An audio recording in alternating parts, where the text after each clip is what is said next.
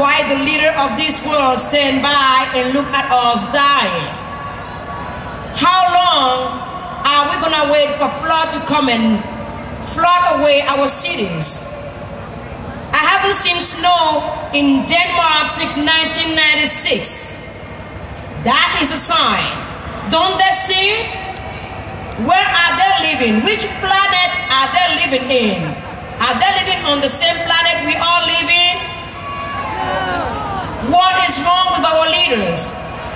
I came today to tell you about the farmers of my country, about farmers in Tanzania, about farmers pretty much everywhere in Africa that can't feed their family anymore because there's no food. You grow the food, there's no rain, you can't harvest the food.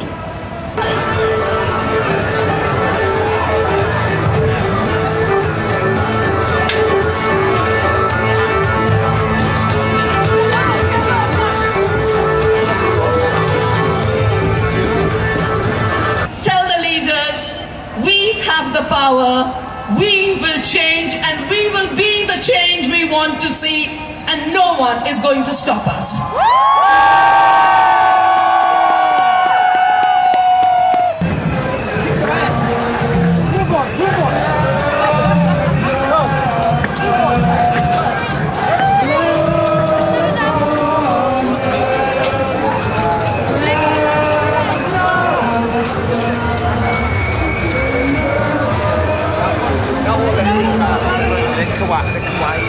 Dear brothers and sisters, I have an announcement from the police. When we organized this march, we were sure we would get 20,000. We had hoped for 60,000. And according to the police official figures, we are 100,000 here today.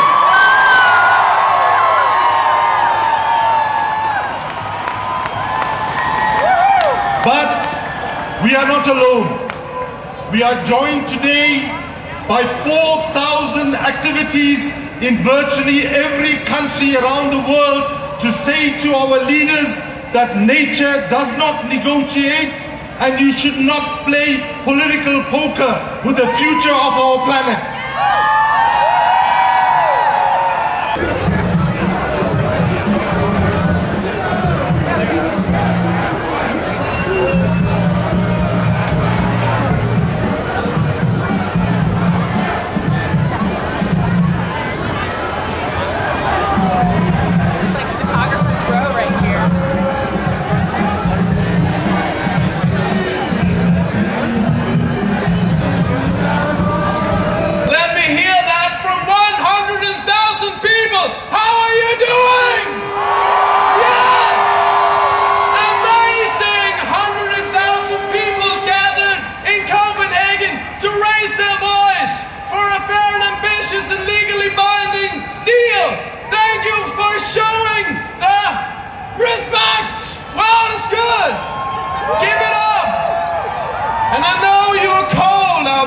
So I want you now, please, lift up your hands and arms like this, and then turn left or right or find the person next to you and give that person a big warm hug. We need that. I'm tired of seeing no action. I want to leave and I want you to leave. I want the future generation to leave. I want the future generation to be able to dream and enjoy life as we did today. Therefore, today what I'm asking the leaders that will come this weekend and come together, I want a fair and a binding deal. Still, enough talk. I want action. I'm tired. I'm a citizen of the world. I pay my taxes wherever I live, and I deserve to live on an earth where I'm not afraid for my child not to have a future.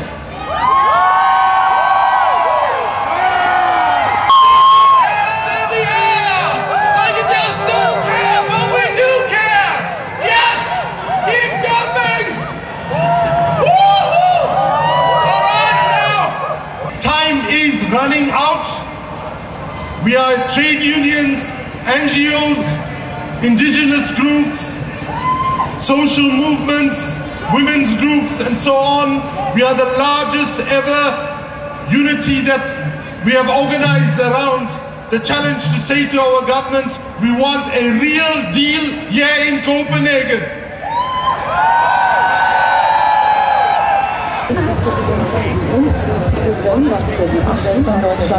Sich das Ziel gesetzt haben, den Klimawandel zu stoppen und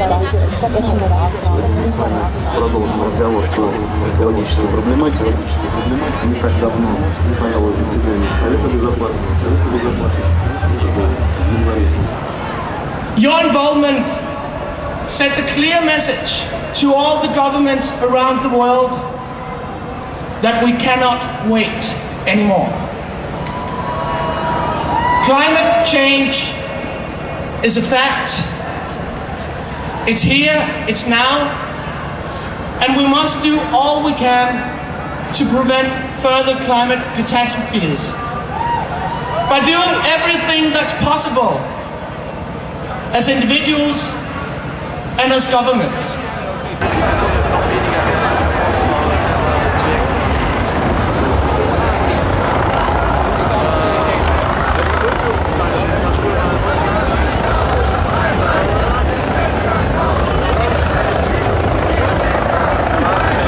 We need to respect that nature is a delicate orchestration. We need to recognize that the consequences of our consumer-driven lifestyles are often borne by guiltless parties. Aren't you afraid for the future of your nieces, your daughters, and your sons? What is wrong with our leaders? How many of us are they going to sacrifice on the name of profits?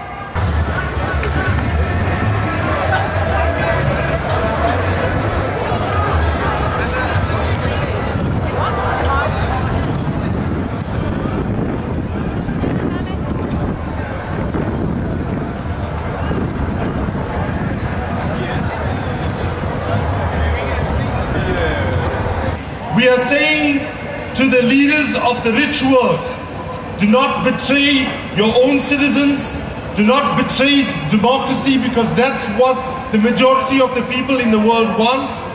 And we must appeal today to the leaders of the most wealthiest countries with this question.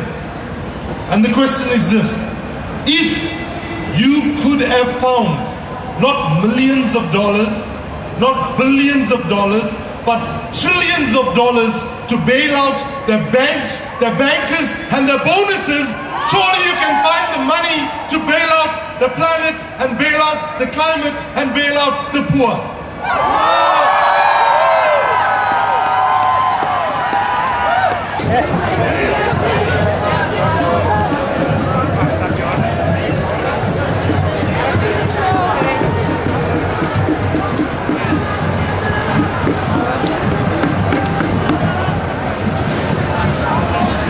A 1 degree increase in global temperatures will mean the loss of livelihood for 55 million Indians.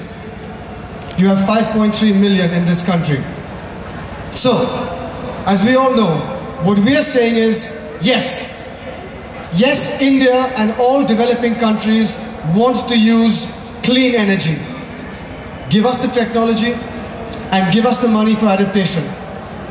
Nobody wants to use fossil fuels anymore.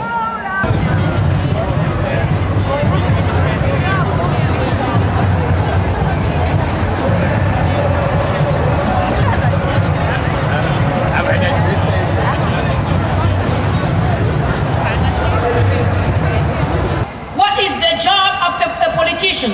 What is the job of a president? To make sure that the people of the country that put him there will hold him accountable. We gotta live safely in our country. We need security, we need jobs, we need health, and we need to feed ourselves without poisoning food. And today what do we have? Nothing at all. We can't eat paper bill money. Money will not save us from death. So when are we gonna wake up? You are tonight. And today, from now on, I want you to be the messenger for your country and for every citizen of the world. Every day you wake up, ask your leaders to change.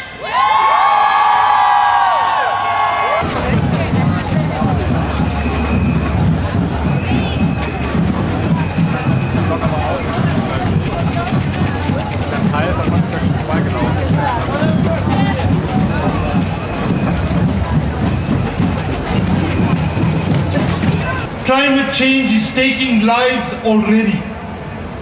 And to our brothers and sisters from small island states and least developed countries, we want to say you are in the front line of the fight against climate change. You are the ones that are paying the first and the most brutal price in terms of the impact of climate change.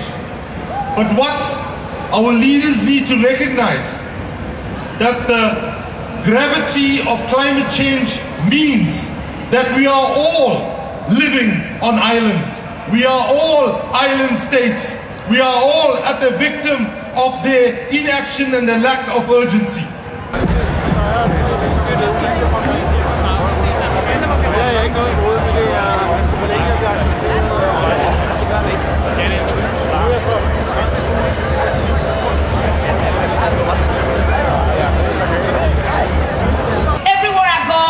In the Western and rich country, everybody comes and blab about immigration, saying foreigners have to get out of the countries. Well, let me tell you, I got a news for you. If we don't change our attitude toward the planet, if this climate change is not a reality, you will see immigration within the country and from all over the world, and we all gonna seek and die together on the altar of the corporation benefits. I'm tired of seeing no action.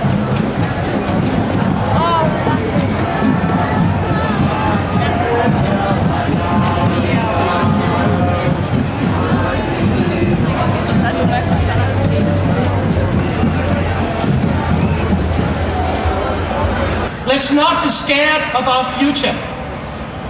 Let's change our future. Let's change ourselves. Let us not wait for our leaders of this world to do the right thing. Let us start ourselves today, not out of fear, but out of hope.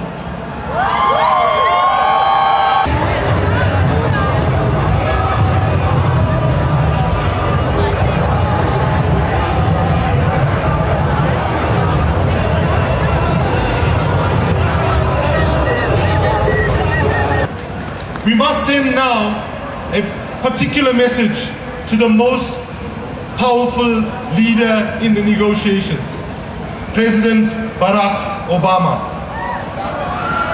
During his election campaign, he said, yes, we can. We must now say, all of them we know, they can do it, but saying yes, we can is not good enough. Let's send them a message with the full slogan, and follow me if you can. Yes, we can. Yes, we must. Yes, we will. Yes, we can. Yes, we must. Yes, we will. Yes, we can. Yes, we must. Yes, we will. And what do we want to hear from our political leaders, from Barack Obama, as well as from the rest of the leaders when the negotiations ends on the 18th of December? Simply, we want them to step up and say, yes, we have delivered a fair, ambitious, and legally binding treaty to protect the future of our children and grandchildren.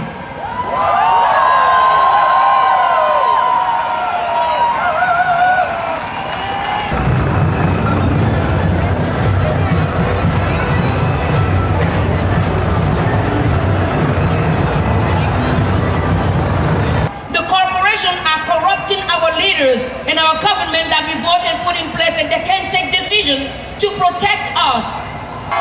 We, civil society, we have the power, because when election time comes, they come to you and tell you you what they want to do. Do you ever see anything that they promise to come true? Enough of promise. We want action, and we want action now. Action now! Action now! Action now! Action now! Thank you. God bless you all.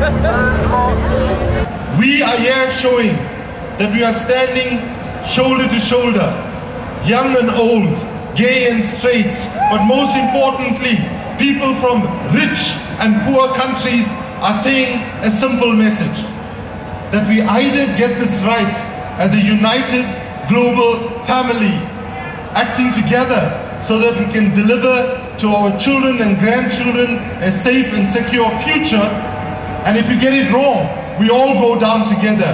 So we have no choice right now to work for climate justice, to work for an urgent solution, and to ensure that our leaders deliver a real deal. We will compel the corrupt governments to stop corrupting the world and contaminating the atmosphere for their partnership with corporations.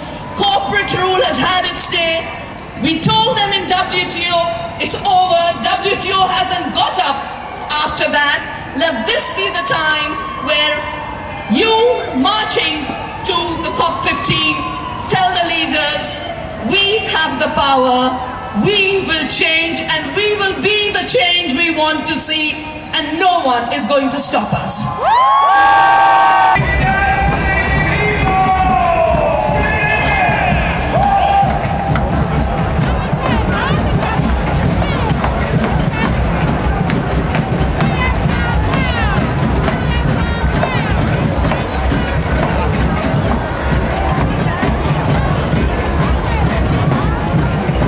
Let us say to our leaders this final message.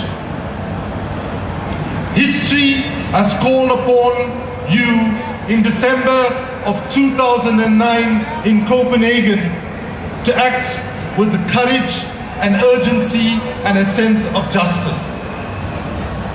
We want you to be able to go home before Christmas and look your children and your grandchildren in the eye and say, we were called upon to make some brave and courageous decisions. They must be able to look their children and the grandchildren in the eyes and say, and we did, and we secured your future, we worked for climate justice, and we can create a new and prosperous and sustainable and green world that we can all feel a sense of pride and that we know that we can address the future with confidence. Failure to do so will be the worst political crime. Failure to do so will be the worst political crime that they would have committed. What does the bear want?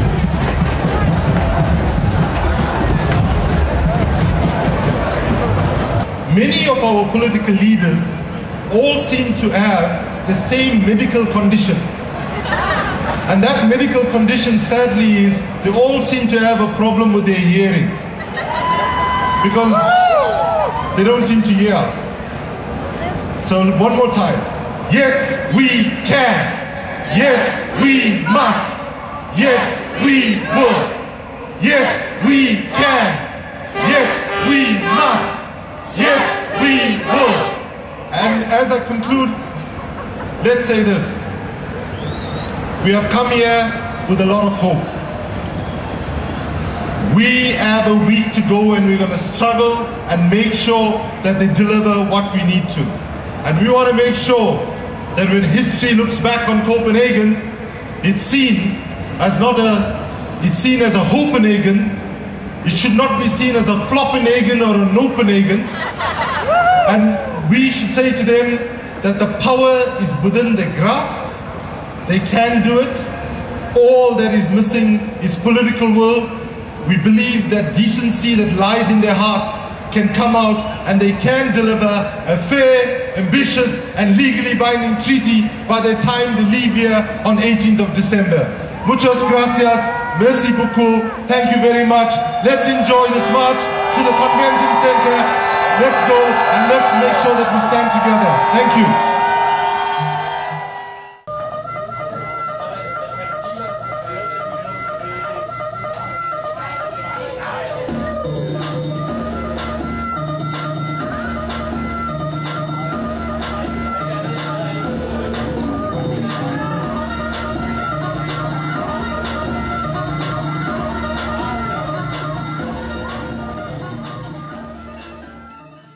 Så råderummet ligger herude og svømmer, og her har vi starten fra 2005.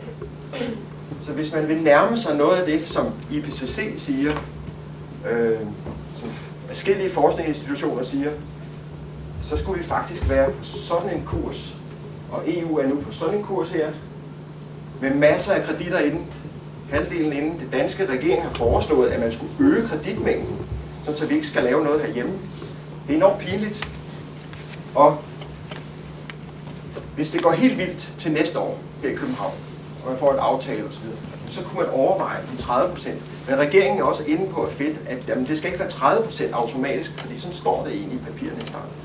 Nej, det skal være sådan, at vi kan lægge os et sted mellem 20 og 30%. Man gør simpelthen alt muligt for ikke at gøre noget.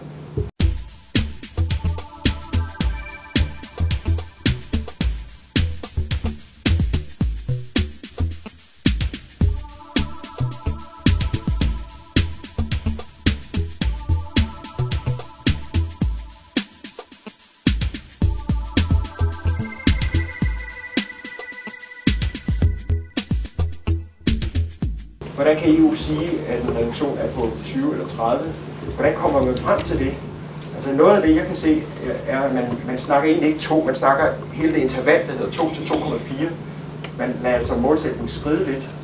En stor del af indsatsen skal skubbes ud i fremtiden, og på papiret står der nu 60 til 80 i 2050, og det slås man jo også om det må stå der. Og det var det, jeg nævnte også, at vi snakker om globalt 85%, men EU snakker altså om 60-80%. Man har ikke tænkt sig at gå foran.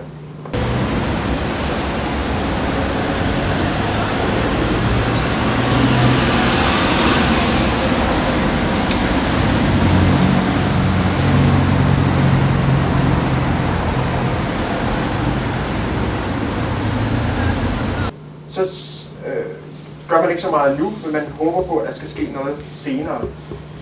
Og noget af det, man håber på, det er lige de ting, vi ikke bryder særlig meget om. Det er kulstoflagring, atomkraft og agrofuels. Og der er nogle kraftige industriinteresser i EU og alle landene i forhold til det. Og så er der det her med sandsynlighederne for at overskride de 450 ppm, at det accepterer man også. Meget høje sandsynligheder. Barnet kommer ikke helt frem til 10. klasse uden at være kørt ned.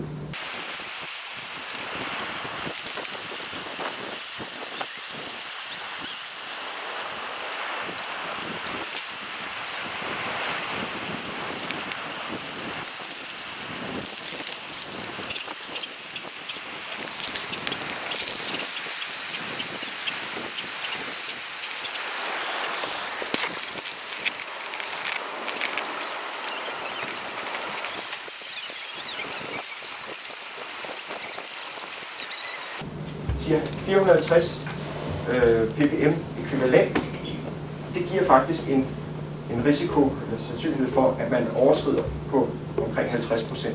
Hvis vi vil længere ned, så skal vi stabilisere ved en lavere koncentration. Så skal vi ned til 400 for at få en 26% risiko for at overskride de 2 grader. Og hvis vi vil være det, man kan sige, rigtig sikre, det er de her kategorier, der står herude, der står very unlikely og medium likelihood. Altså, det er IPCC-sprog for sikkerheder. Hvis vi skal ned her og sige very unlikely, hvis det er meget usandsynligt, at vi overskrider, så skal vi helt herned på 350 ekvivalent. Så skal vi altså nærmest tilbage til før industrielt niveau.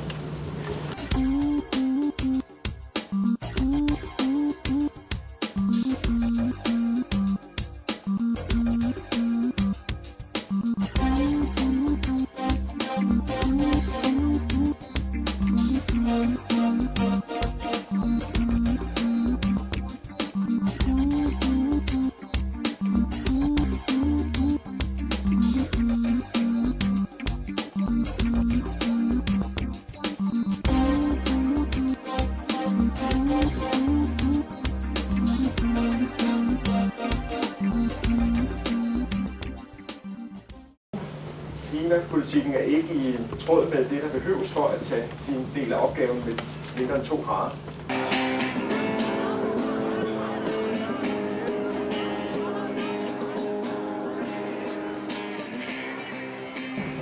Klimapolitikken er ikke i tråd med det, der behøves for at tage sin del af opgaven med mindre end 2 grader.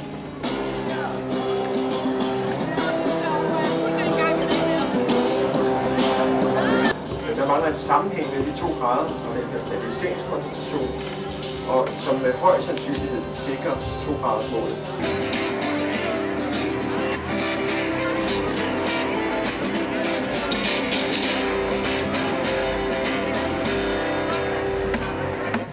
Alle de led i kæden skal simpelthen være på plads, før at vi ligesom har fat i den lange ende.